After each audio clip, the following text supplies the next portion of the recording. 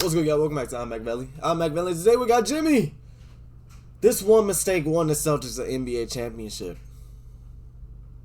Let's get into it. It's June 27th, 2013. The Miami Heat just won their second straight NBA title. Jayson Kidd and Grant Hill just announced their retirements. And the 2013 NBA draft is about to begin. The first overall pick was going to the Cleveland Cavaliers. And with their stellar track record of #1 picks, their selection was bound to be a future Hall of Famer, franchise-altering caliber player.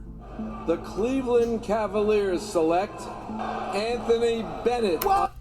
Oh my God, that was the worst, one of the worst #1 picks of all time, bro. Probably the worst #1 pick of all time, Anthony Bennett. Y'all know he had asthma, and they still picked him #1. Asthma in a cardio sport like basketball, where you gotta start and go and stop, go and stop, change directions, make cuts, start and stop, constantly throughout the game. Nigga has asthma, and they picked him #1. Toronto, Canada, and the University of Nevada, Las Vegas. Turned out, he was not. On June 27, 2013, the Cavaliers selected Anthony Bennett with the first overall pick in the draft. A player who would go on to play just 4 seasons in the NBA, never even averaged 5 points a game, and is widely considered to be the biggest bust in NBA history.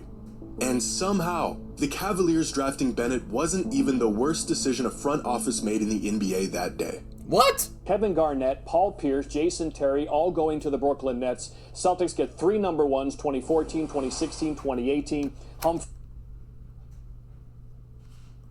Humphries, Wallace, Evans, just a bunch of stuff. Clearly the Celtics are... In what was described by many as one of the worst trades in NBA history, the Celtics traded away their 2 All-Stars in Kevin Garnett and Paul Pierce for 4 aging role players, a rookie who played 5 minutes a game, 3 first-round picks, and a pick swap. A big haul for the Celtics, but the ultimate 50 cents on the dollar trade. Fans were shocked, appalled, the trade being described as completely lopsided. Trading away 2 all-star caliber players and a starting level veteran for 5 players, the majority of them probably won't even see the court in a Celtics jersey, and 4 picks that may or may not pan out, unforgivable.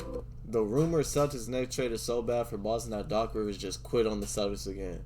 Bro, this was really a bad trade. Like, niggas knew that that Celtic roster wasn't doing nothing, bro. They probably would make the playoffs and get eliminated in the first round. So they decided to rebuild. But little did fans know, 11 years later, this trade would trigger a sequence of events that would lead them directly back to a title. Pre-ad? Today's 2008 championship and the Boston to be introduced to some of our favorite players. 3-pointers didn't dominate the game, and the Boston Celtics looked like this. The core of their 2008 championship winning roster still intact, minus Ray Allen. This team and this team are worlds apart, with nothing in common other than the name on the front of their jersey. This 2013 team was good, but the door on their championship aspirations was closing quickly, and time would tell that they would never go on to win another championship. What they would do, however, was inadvertently spark a chain of events that would ultimately lead to a championship over a decade later. They didn't know it at the time, but this team was about to make the ultimate sacrifice that would inevitably guide the future of this organization back to a championship. And it all started with one trade.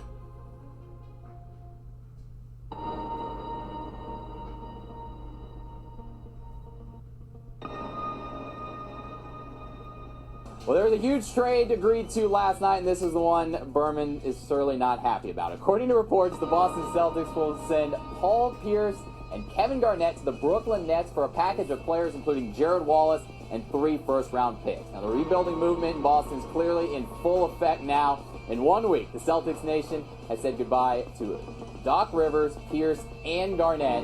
The Nets, meanwhile, have put together an all-star starting 5. It's looking pretty good. In the summer of 2013, the Celtics broke headlines by trading Kevin Garnett and Paul Pierce to the Brooklyn Nets for what felt like to fans at the time, very little in return. The deal itself wasn't great, but trading away the heart and soul of the team was an emotional gut punch for Boston fans. Not only was the team that Boston fans grew to love completely stripped away, but this trade meant the Celtics were going to be in rebuild mode for the foreseeable future. But Celtics GM at the time, Danny Ainge, had a plan. A timeline that was going to take the Celtics to the lowest depths of the league before inevitably bringing the organization back to glory. And that timeline began just 6 days after this fateful trade. On July 3rd, 2013, the Celtics hired former Butler University head coach Brad Stevens. Now, Stevens had never coached in the NBA before. He was just 36 years old, and he was handed over one of the worst rosters in the league. The 5-player haul the Celtics got in return for Pierce and KG was about as inconsequential as expected. Keith Bogans and Marshawn Brooks played a combined 10 games for Boston. Chris Joseph played a whopping 24 minutes in a Celtics jersey. Chris Humphries was on to a new team after just 1 season, and Gerald Wallace was retired within just 2 seasons, which meant that the near future of the most successful and storied franchise in NBA history would be determined by their 4 newly acquired draft picks. By the end of the 2016 season, 3 years after the infamous trade with Brooklyn, the Celtics roster looked like this. The 2 remaining players from the 2013 roster were Avery Bradley and Jared Sullinger. The team was painfully average throughout those 3 years, and they used that 2014 first-round pick they received from the Nets to draft James Young, who didn't really pan out. But they did have an all-star guard in Isaiah Thomas, and 3 remaining picks from that trade with the Nets. What they managed to do with these picks would become a masterclass of NBA management and nothing short of a miracle.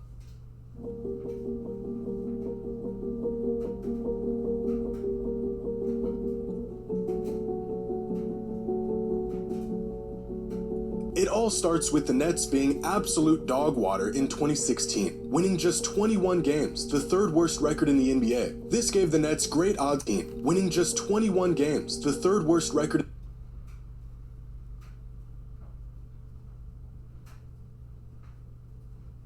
10-72, bro.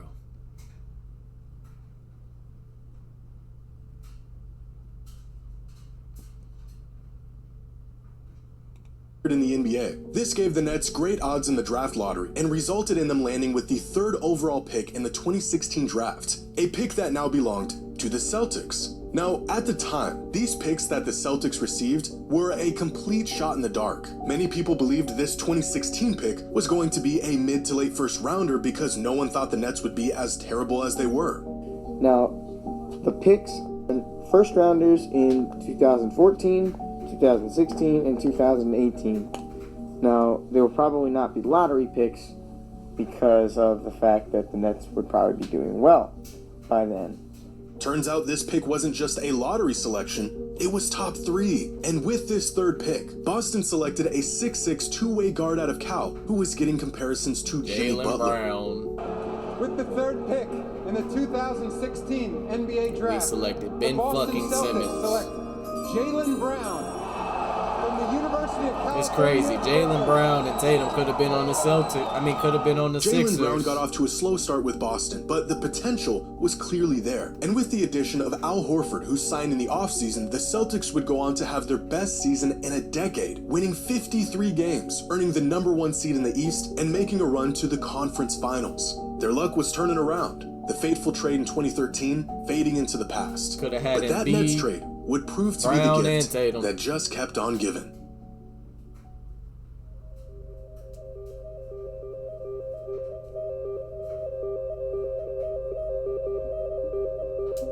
After their 2017 season, the Boston Celtics were set up for one of the weirdest occurrences that can happen in the NBA. As bad as the Nets were in 2016, they managed to outdo themselves in the following season, winning just 20 games and having by far the worst record in the league. Damn. And this meant that despite the Celtics finishing the season as the 1 seed, thanks to that 2013 trade with the Brooklyn Nets and the 2017 pick swap that came with it, the Celtics had the #1 overall pick in the NBA draft.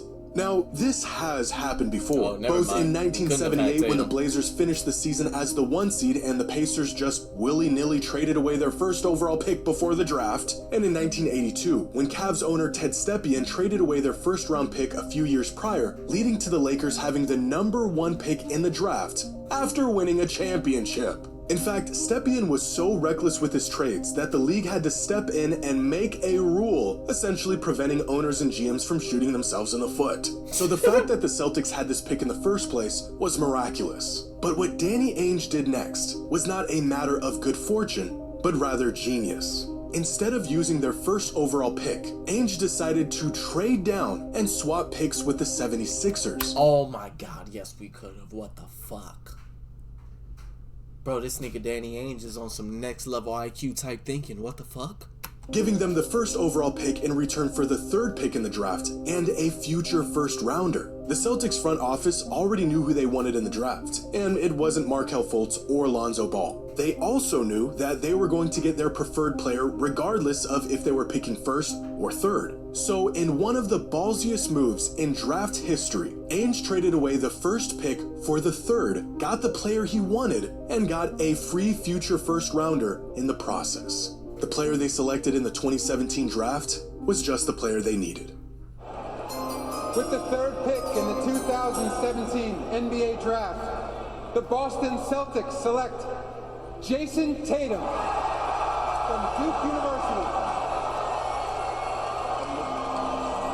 By 2017, the Celtics went from an average team drifting in no man's land to earning the top seed in their conference and securing one of the best young duos in the entire league. Their next task? Building a championship team around their new young talent. And they still had one more pick remaining from the KG Pierce trade. So on August 30th, 2017, 2 months after they drafted Jayson Tatum, Boston traded away Jay Crowder, Isaiah Thomas, and that 2018 first-round pick they received from the Nets in return for Kyrie Irving. By the end of the 2017 offseason, the Celtics roster had completely turned over. Bro, the fact that the Cavs did that dumbass trade, like, bro, that organization is literally.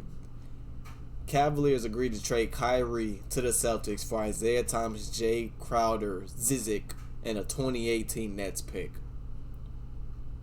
Like, bro, you could have gotten a way better deal for Kyrie fucking Irving than Isaiah Thomas and Jay fucking Crowder, bro. Isaiah Thomas. This is prime Kyrie, too. Prime Kyrie. 2017 Kyrie. Prime Kyrie Irving, bro. And all you got is Isaiah fucking Thomas. 5'9" guard. And Jay Crowder, a role player, my nigga. And Zizic, nobody even knows who that is, bro. And that 2018 first-round pick they received from the Nets in return for Kyrie Irving. By the end of the 2017 offseason, the Celtics roster had completely turned over once again. The first seeds of a championship team were being laid. But time would prove that this team wasn't quite ready for the big stage. The Celtics were good, making it to the Eastern Conference Finals in their first season with Kyrie and winning nearly 50 games in his second season with the team. But it became clear that Irving did not share the same priorities or expectations as the organization. So in the 2019 offseason, Kyrie decided to not return to Boston and, ironically, signed a 4-year deal with the Brooklyn Nets. This was a huge blow to the Celtics. It completely caught them off guard. They lost an all-NBA player, and they got nothing in return. The first step backwards for the organization during their rebuild. At this point, the Celtics knew they had a solid foundation with Tatum and Brown, and if they wanted to win, it would be with a team built around these two. So that's what they did. Over the next year, they drafted Peyton Pritchard in the 2020 draft. They acquired Luke Cornett in a trade during the 2021 season. They signed undrafted free agent Sam Hauser, and they traded to bring back Al Horford in the 2021 offseason. By the start of the 21-22 season, the Celtics finally had some continuity with their team. 10 players from their 16-man roster returning from the 2021 season. But 8 years after their 2013 trade with the Brooklyn Nets, long after the residual aftermath of the trade had seemed to come to its natural conclusion, there was one last gift that trade had to offer for the Celtics. Now, if you can recall, in the 2017 draft, the Celtics used their pick they got from the Nets to draft Jayson Tatum, but not before trading away the first pick for the third pick and a future first rounder. Well, that future first round pick came into play in 2019 when the Celtics selected Romeo Langford with the 14th overall pick. Now, Langford didn't quite work out for the Celtics, and so in February of 2022, the team packaged Langford, Josh Richardson, and 2 first-round picks in a trade with the San Antonio Spurs in return for Derek White. And just like that, nearly a decade after what was described as one of the worst trades of all time, the Celtics turned an aging Kevin Garnett, Paul Pierce, and Jason Terry into Jayson Tatum, Jaylen Brown, and Derek White. 8 years later, turns out that trade wasn't so bad after all. But the Celtics weren't done yet. After a finals appearance in 2022, the team was hungrier than ever. They were close. They had the tools. They knew they were still missing some pieces, and they knew just where to get them. But in order to have a chance at a title, they would have to make their biggest sacrifice yet.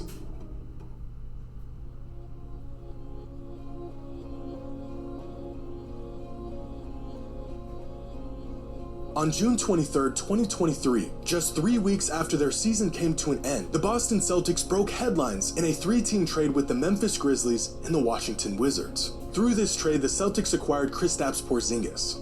What they had to give up? Their leader and the heart of their team, Marcus Smart. A trade that was described as one of the most difficult decisions the organization has had to make in recent history. But it had to be done. The Celtics were one step closer to their ultimate goal. And just before the start of the 2023-2024 season, Boston made one last move that would prove to create the winning formula they had been seeking. Drew Holiday is a Celtic just days after being dealt from Milwaukee to Portland. That shit is crazy, in exchange for Holiday, the Celtics have sent Rob. They got Porzingis for Marcus Smart, and really Marcus Smart is irrelevant when you have Derek White. So they got Porzingis for Marcus Smart. Then they get Drew, which is a better version of Marcus Smart, for Robert Williams, a nigga that's always injured, and Brogdon, a glorified 6-man, and 2 picks. Damn, 2024 top 4 protected first round pick. Bro, this is crazy, bro. Williams and Malcolm Brogdon to the Blazers. Portland also gets a 2024 first-round pick via Golden State and a 2029 first-round pick. Here's with Jaylen Brown. And with the acquisition of Drew Holiday, the Celtics would go on to dominate the 2024 season, having one of the greatest seasons in NBA history, resulting in an NBA championship. Over the course of a decade, the Celtics went through a massive rebuild that featured 112 players, 30 draft picks, 4 coaches, 2 GMs, one of the worst seasons in franchise history, 5 conference finals appearances, and finally, they had their championship roster. All of this stemming from 4 measly draft picks the Nets threw in as consolation in a lopsided trade 11 years ago. Look at the Celtics today and all of their talent, their record-setting season, the championship they earned, and you'll see a team that was bound to win a title. They've been called a super team, an easy path to the finals, too good for their own good. But when you take a step back and look at the long road the Celtics took to get here, you'll find resilience, sacrifice, patience, risk-taking, genius management and coaching, and an organization that has been meticulously crafting and building their championship team for over a decade. This championship was no fluke. If finding themselves in the same situation, I'm not sure how many organizations would have the foresight or composure to make some of the moves Boston did throughout this process to get where they are today. In the summer of 2013, the Boston Celtics made what was thought at the time to be one of the worst trades the NBA has ever seen. But unknown to them, 11 years later, this infamous trade would trigger a sequence of events that would put the Celtics on a crash course with NBA history and a championship.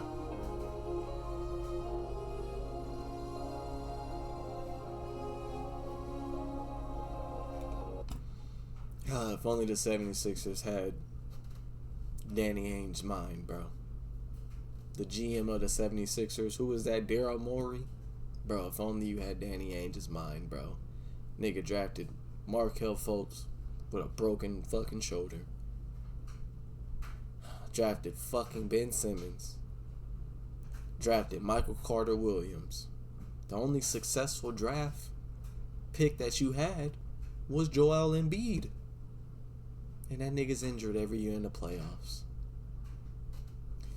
Hey, man. Good shit, Danny Ainge. Congrats to the Celtics. Good video. If y'all enjoyed this video, make sure you like, comment, share, subscribe if you're new. Send me more videos to react to my Instagram or the comments down below. Road to 10K.